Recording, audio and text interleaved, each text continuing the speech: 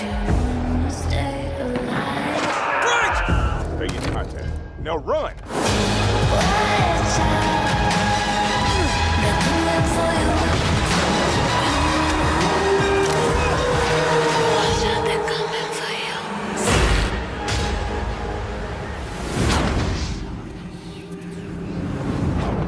Hello guys, nice to meet you. I'm Leah, and this is Dying to Know. If you're dying to know what's going on in the world of Dying Light 2, then you're in the right place. Here we'll be showing you all the news, the latest from the Dying Light world. We'll be announcing a few contests, we'll be talking to developers, and probably most importantly, we're going to be showing you a brand new gameplay trailer where you can see the current state of the Dying Light 2 game. But first, there's someone here I need to introduce you to. It's Aidan Caldwell. I'm a pilgrim, an outcast, roaming like a Japanese Ronin or an Old West desperado. My past is dark, but my future has a tiny, dying light at the end of this tunnel. Hello, guys.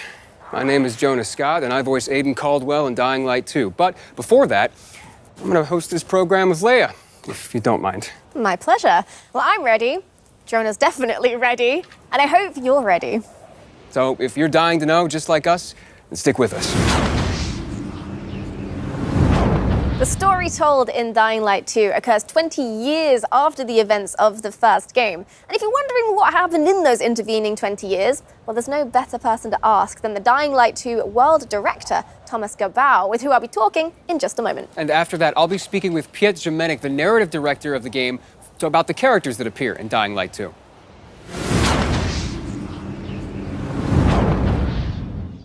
Welcome to the show, Thomas. So the first question I have for you today is, do I need to have played Dying Light 1 to sort of understand what's happening in Dying Light 2? No, actually, you don't. Like you mentioned before, our game takes place some 20 years later, in a world where humankind has lost the war to the virus. So, in a way, you could say that Dying Light 2 takes us to the world beyond the apocalypse. Intriguing. All right, tell me more, please.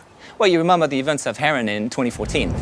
Well, after that, world leaders, they had a tough choice to make. They had to isolate the city of Heron.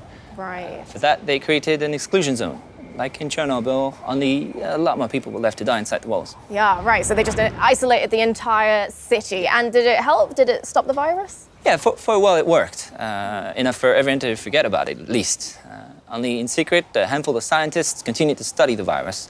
You know, manipulating its DNA, creating new strains. They were looking for commercial and military applications. So, you know, they're doing it for the money, really. Yeah, of course. So what happened next? Well, next, the shit hit the fan. By Christmas 2021, one of these mutated strains escaped from a level 4 laboratory located near Geneva.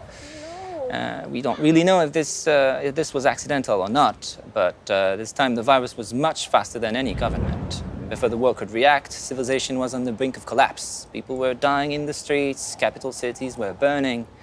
By the end of 2023, 98% of the population had been lost to the virus. There was a few settlements remaining, but only one city was still standing. The last bastion of mankind, our city, Villador, aka the city. Right, so Villador is what we have left. So that's everything that's happened outside of the city. What actually happens inside Villador?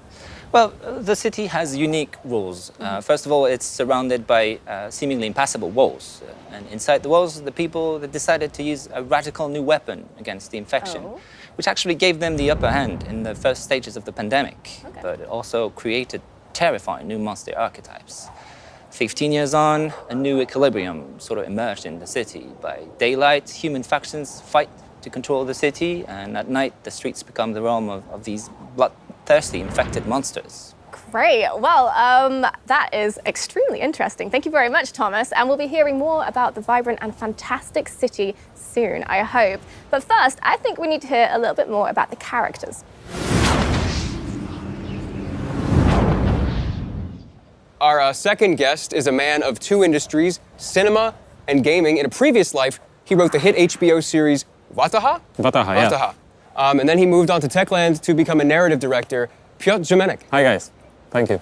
So we have plenty of time to talk about the rest of the characters in Dying Light 2. There are tons of them. But today, I think we want to focus on Aiden Caldwell, the protagonist. You want to talk more about him? Or? Yeah, sure. So Aiden, he's the member of Outcasts, you know, the group of people traveling through this dangerous world of Dying Light 2 called pilgrims, because he's looking for his relative, the person whom he lost many, many years ago, and that person is his only memory from the past, and the only answer to whom Aiden really is. Aiden is a really rich, deep character, very much cooler than I am. Oh, no, come on. I mean, he can run across buildings, jump from rooftop to rooftop, use all kinds of weapons. Yeah, well, you know, he didn't have much choice. This world is full of infected, bloodthirsty creatures, so he didn't have much choice, right? The weak die, the strong survive, and Aiden, he just had to be strong. But why did he come like that? Why him? That's the main question of the game, and the player will have opportunity also to decide how Aiden will evolve. Will he help the weak? Will it distract him from his main goal? Or maybe he will just strive to the end of his search as soon as possible. I can't imagine trying to survive or live in a city like that as a lone wolf by yourself without any kind of support. Well, he's not gonna be alone, you know. He will meet many people. But again, depending on the player choices, some of them will become his allies, but some of them will become his enemies. One of the group he will encounter are the Night Runners, the former special force officers who were sick of the army's cynicism and lack of concern for common people. But they were brave enough to help the people during the night. And the night, as you know, is pretty horrifying in the game. Yeah, so Aiden joins them, joins the Night Runners? Oh, that's the question, my friend. The player will have to answer too. I won't spoil the pleasure of discovering Aiden's actions and true motivations, but what I can share with you is the fact that we really put big effort to make this character and many others complex and multidimensional. But there is so much more to be discovered during the game. Oh, that's fascinating. Can't wait to learn more. Thank you so much, Piotr. Thank you. Thank you. So before we watch the gameplay trailer of Dying Light 2 for the first time, we need to talk about something which is basically at the center of the Dying Light universe, which is The community. Over the past few years, Dying Light has amassed over 23 million players and a 95% positive review rating on Steam. which in Steam Talk is overwhelmingly positive, so bravo. Yeah, we'd like to take a few seconds and thank you guys. Thank you all for being on this journey with us. Thank you for sharing your love with others of Dying Light. And thank you for these great moments spent together. Dying Light 1 has some amazingly creative fans, which is fantastic, pardon the pun, because we're going to be starting a brand new contest which will combine your love of Dying Light with that same creativity. With the release date of Dying Light 2 drawing ever closer, we'd like to extend our hand and invite you to make the community a little bit bigger. If you find yourself skilled in the ways of visual arts, writing, or costumes and cosplay, please join the Dying Light universe. So check out dyinglightgame.com/contest, and if you win, there's a fantastic monetary prize on the line. But also, there's some other great rewards you could be in with a chance with winning as well. Like Platinum Edition of Dying Light. Look at this. This is the finest edition of Dying Light ever made. This is the Platinum Edition of Dying Light. This has every bit of content ever released for Dying Light in one place. It's massive. I mean, look at it. For those of you who haven't experienced Dying Light yet, we are introducing Dying Light 1 Platinum Edition. It's the biggest and most complete edition to have ever existed. And we're offering it to you now at an historically low price. All the content, lowest price. There's literally no better time to buy than now, and you can get it on Steam, Xbox, and PlayStation. Get your Platinum Edition of Dying Light now. This is the best offer, like, ever. I guess we don't have time to go over everything that's in the Platinum Edition, but it is everything. This is how it looks.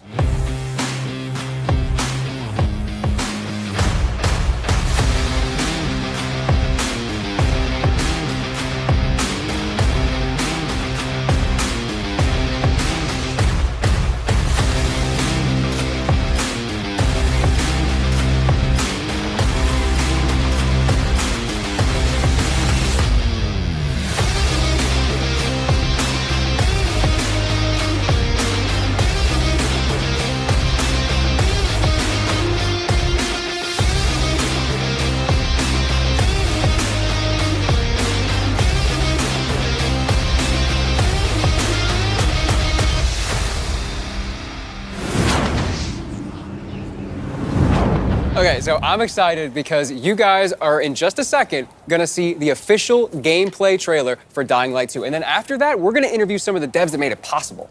So, without further ado, here it is. Hey everyone! We've been quiet for some time, since, like the rest of the world, we had some unforeseen hurdles to clear. But the wait is over. Let's dive into the open world of Dying Light 2.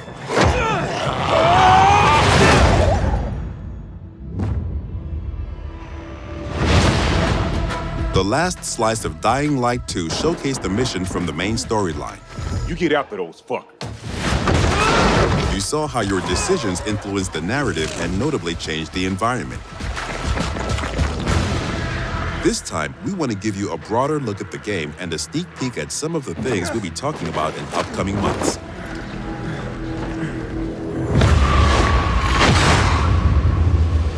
In Dying Light 2, you become Aiden Caldwell, an outsider trying to unravel a tangled mystery from his past.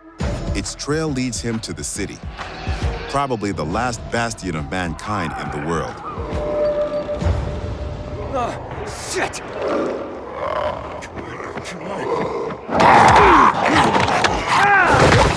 At first, you feel like this intense, brutal place will tear you apart. But then you meet the Night Runners, veteran survivors who help people in better days.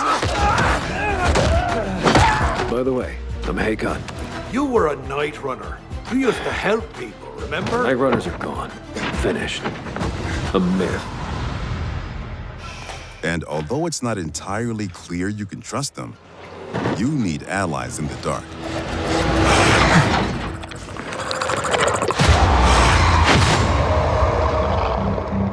And these are the modern Dark Ages.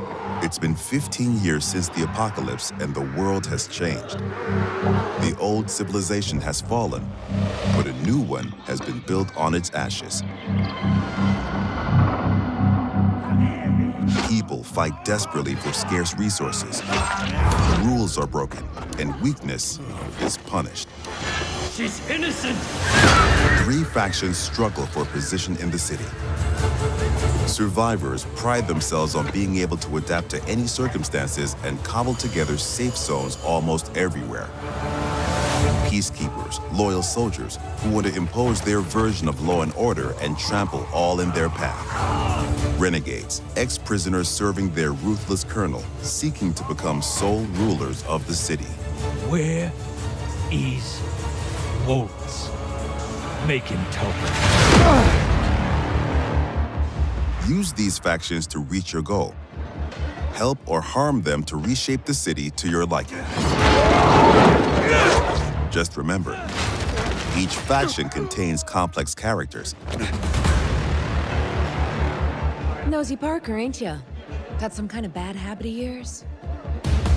So, will you follow cold calculation or your heart? The Bazaar needs good people. Help us and you'll find a home here. Some in the city offer no chance for an alliance. Bandits, outlaws, and common thugs live only to plunder and kill, plunging the streets into chaos. Yet, nightfall scares all of them equally.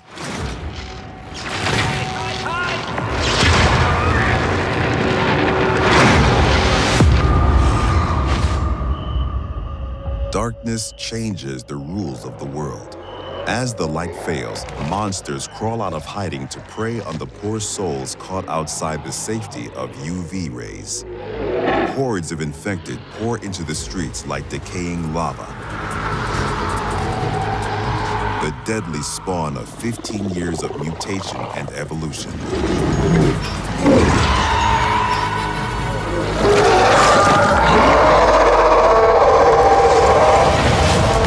Your only escape? Exploit the city's verticality and flee to the roofs. Though even there, you are never safe from swift and deadly virals.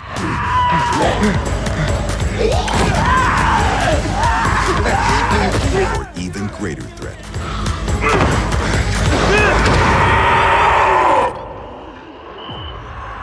Yet night brings opportunity as well. Nests rife with infected during the day now lie empty. To explore them, you must tread carefully. But those brave enough to face the terrors of the night can loot a jackpot.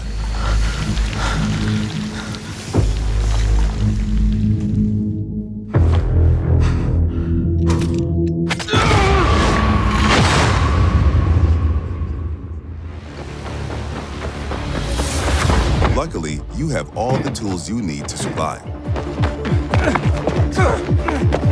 Your extraordinary parkour skills allow you to navigate even the most treacherous terrain.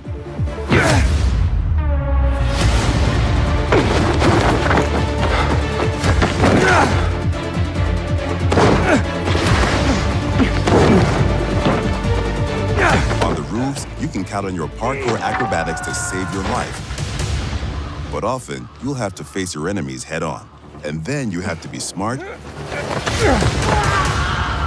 resourceful, and determined.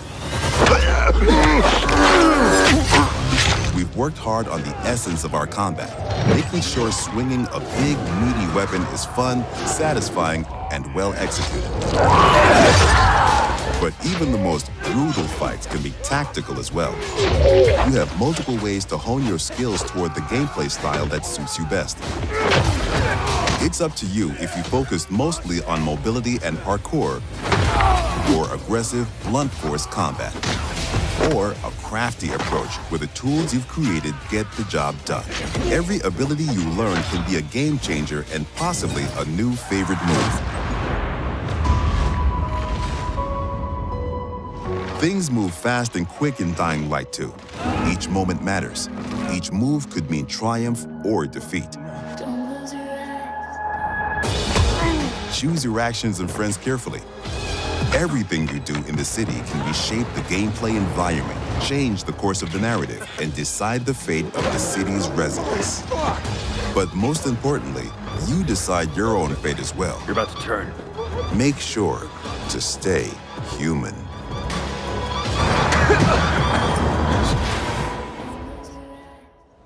An extensive post-apocalyptic world. And I really like that divisiveness, you know, the life on the roof and then death on the streets. Yeah, like the intensity of the day and the night cycle together. Yeah, it's almost like Dying Light 2 is two different games put together into one. Yeah, like despite all the brutality going on the ground floor, there's something about like the rooftops and the plants. It's cozy. Yeah, I kind of want to be there. But it does feel like every decision is vital. Like your choices actually do have some consequences. Choices and consequences are incredibly vital to Dying Light 2's gameplay. And we're going to interview some devs and talk about some other very vital gameplay mechanics. Our next guest is Adrian Pisa-Szewski. Hi. Hi. Welcome. And that gameplay looked awesome. I know we can't wait to get our hands on it, but congrats. Yeah, for sure. It looks like you guys have a very unique world and a very unique game. Where y'all get your inspiration from? Oh, that was a research. We did a deep dive into the history of our world, and we found repetitive patterns. We found that people use the same behaviors in the past after the fall of civilization or after the fall of the nation that's supposed to be a backbone of our world. So our approach was super simple. We just copycat those behaviors and attitudes and show you how our world would look like after the fall. However, it's kind of obvious that the main reason that civilization fall is virus pandemic or eventually the economical collapse. Yeah, that's basically obvious thing.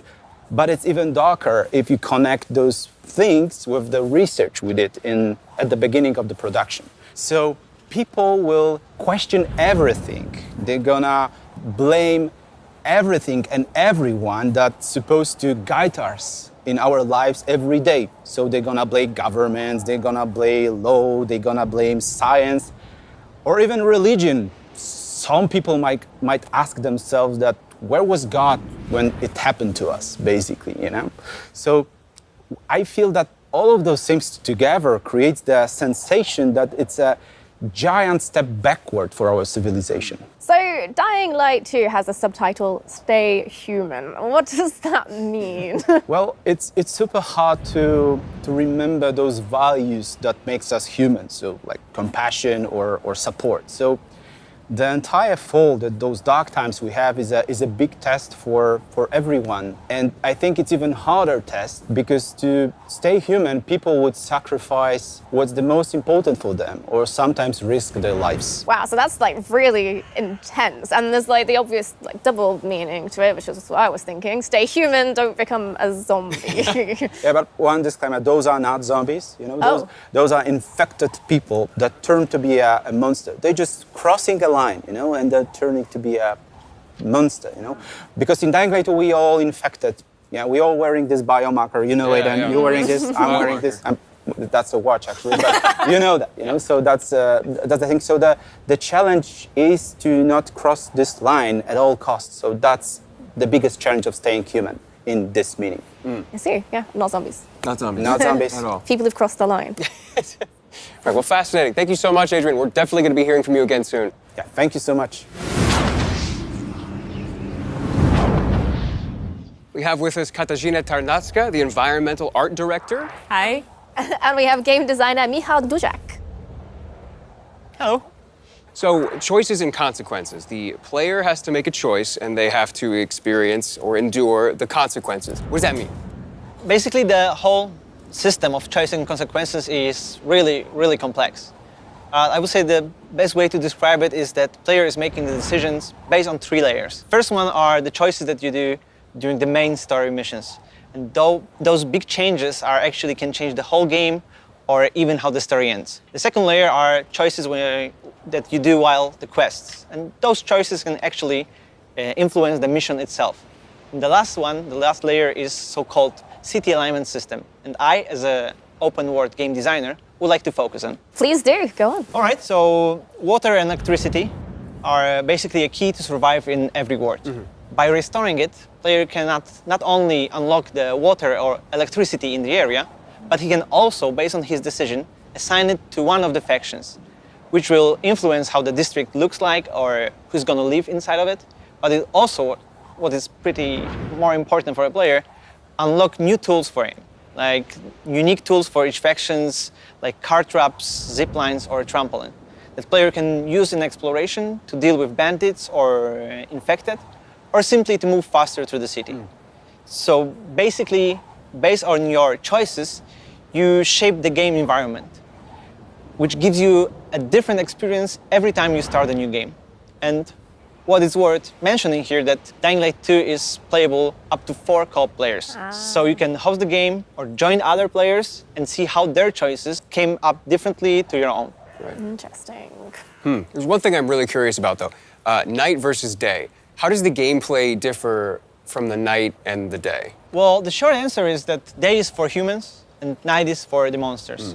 But to describe it a little bit better, I would say that during the day, humans, factions, bandits, or survivors scavenging the city and searching for some scraps or someone who might have them. And this is the best time for a player to explore the city, meet its citizens, learn the stories, day-to-day agenda, or even simply help them in a quest or open world activities to survive those dark ages. Yeah, and that sounds quite pleasant, but I'm guessing night changes everything. Exactly, exactly. During the night, all the infected get out of the buildings. And compared to the Dying Light 1, the night is going to be even more intense this time. Intense in terms of the amount of enemies, their new types, and new, more aggressive behaviors. And what is important, this time night can mean also opportunity. An opportunity for the players who are courage and skilled enough to use the fact that all the infected are outside and buildings are accessible to explore them and search for the most valuable loot in the game. Katarzyna, you're responsible for the post-apocalyptic look of the city.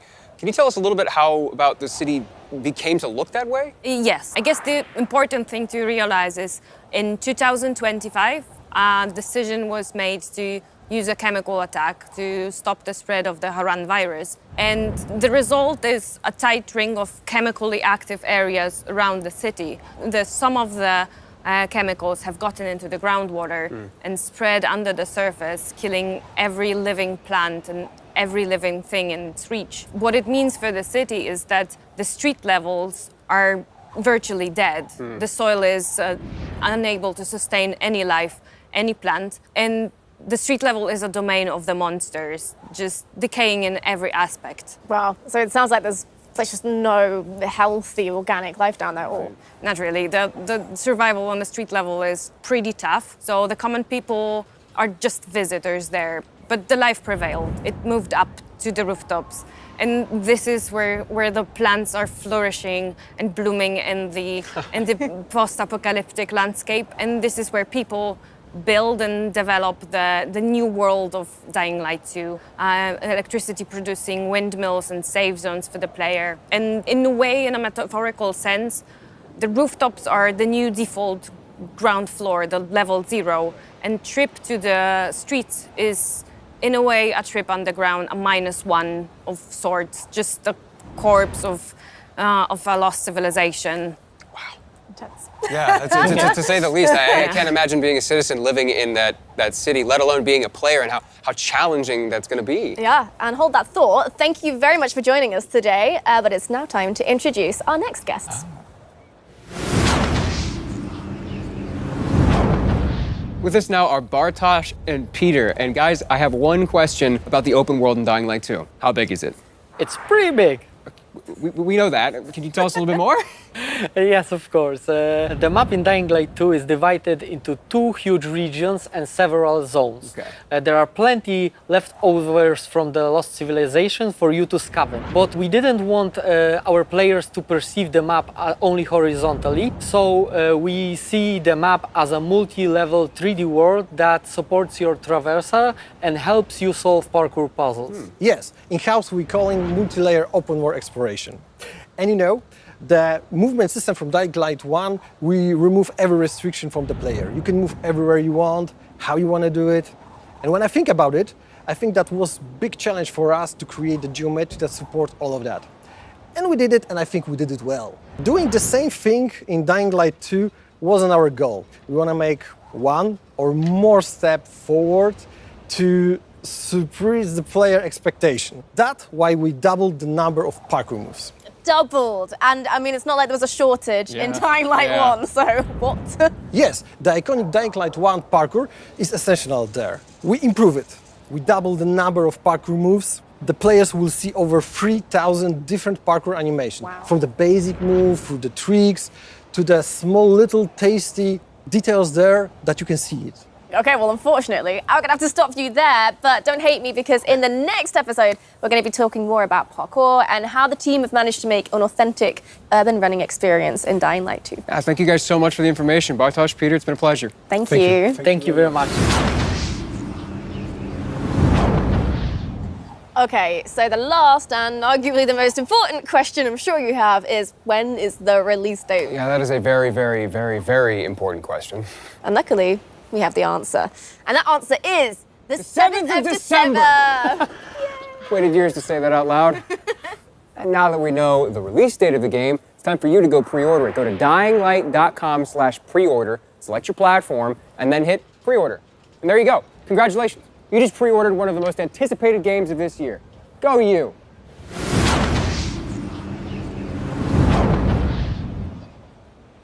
Oh, wow. I want one. Well, I've got good news for you then, because this official figurine is part of the collector's edition of Dying Light 2, and you can get one for yourself if you want.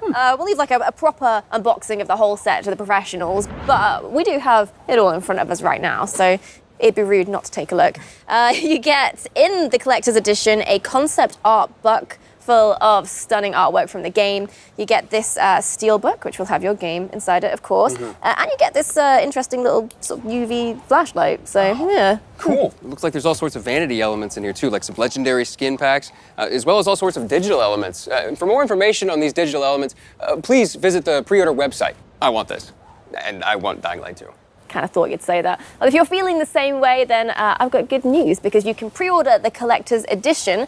However, it is very, very limited, so you'll have to be very quick.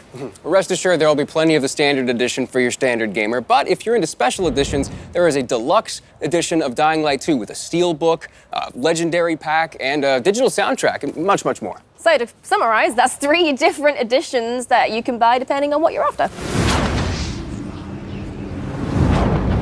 And if you just can't wait until release to get immersed in the world of Dying Light 2, then why don't you go check out the Techland Gamers and Goodies website for more info. Yeah, this is a program for all gamers, whether or not you want updates on Dying Light 2 with the news, or you want Dying Light 2 items in Dying Light 1. Everyone's gonna find something they like there.